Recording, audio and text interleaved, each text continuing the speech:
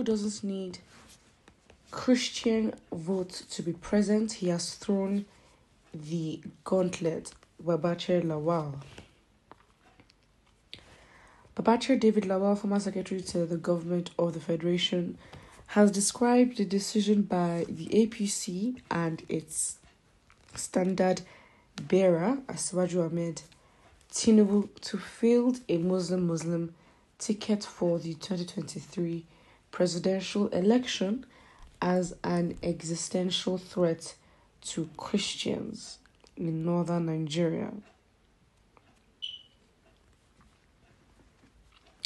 Lawal and Tinubu's affirmation of Alhaji Kashim Shettima as his vice presidential nominee, despite all protestations by well-meaning APC members across the country, is especially a declaration that the APC flag bearer doesn't need the vote of Christians and that Christians can go to hell with their votes. And now that was put in quotes, so in 2023. In an exclusive chat with Sunday Independent correspondent, the APC chieftain assured his former ally that his brickmanship to perpetually relegate unborn northern Christian children to second-class citizens and irrelevance in their own country, where would they be, or where they would need either would neither aspire to be president or vice president, would not fail flat. He said they have picked the gauntlet, stressing that the God of justice and equity would vindicate their cry through Nigerian voters when the votes are counted in 2023. He also cried that Tinubu, by his choice, is driving a wedge on their right to call justice and peaceful coexistence with all practitioners of religion, pointing out the political gambit that would be met with an appropriate response, citing a quote from the Bible.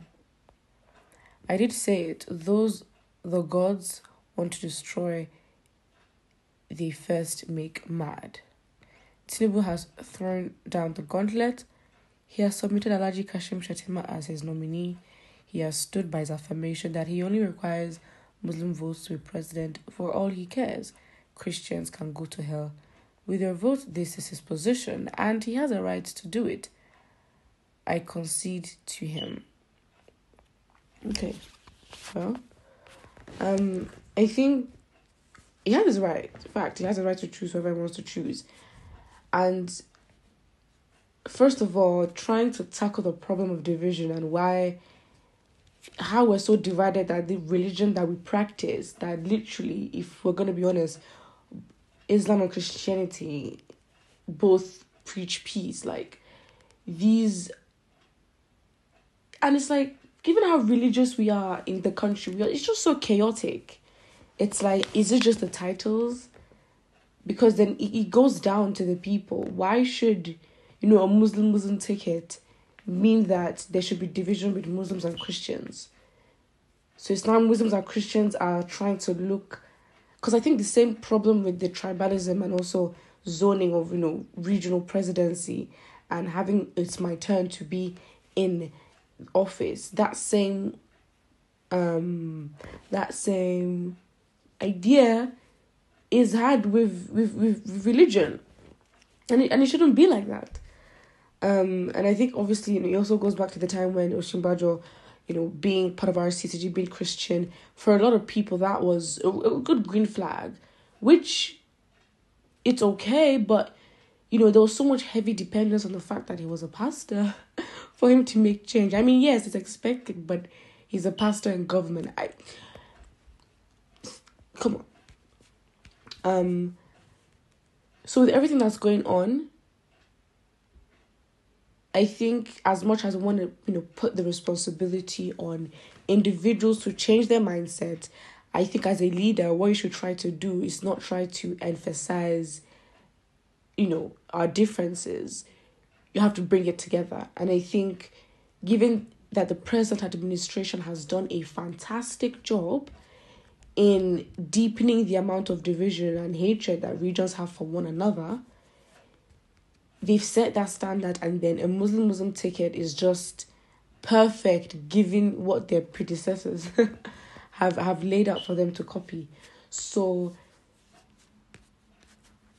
it is right with the outcry or the outrage with his decision, because yes, you understand that people should not fight, but I mean, it's the situation we find ourselves in. There are more factors that come into play, and competence and and work ethic is below. So we can't, I think, as much as we want to be so forward and say we're not going to take into ethno-religious factors, fact is, it's so big and it's so strong, and we cannot just